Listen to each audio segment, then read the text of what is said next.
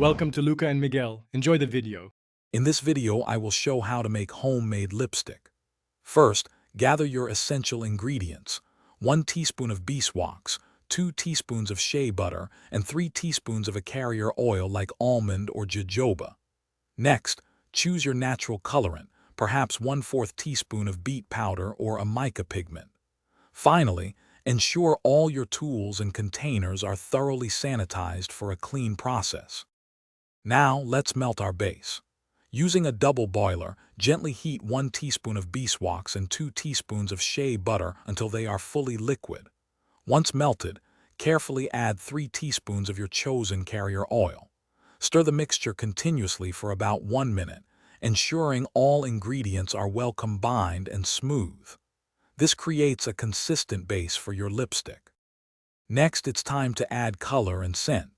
Slowly mix in your chosen colorant, starting with 1/4 teaspoon until you reach your desired shade.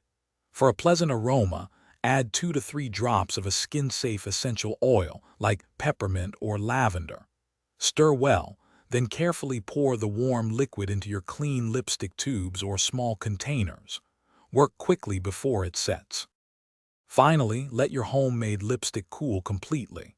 This usually takes several hours at room temperature to ensure it solidifies properly. Once firm, store your new lipstick in a cool, dry place to maintain its texture and extend its shelf life. Remember to check the description for links to the Echo Dot smart speaker and other great deals to enhance your home. Enjoy your custom creation. Thanks for watching and please subscribe. It's the best investment you'll ever make.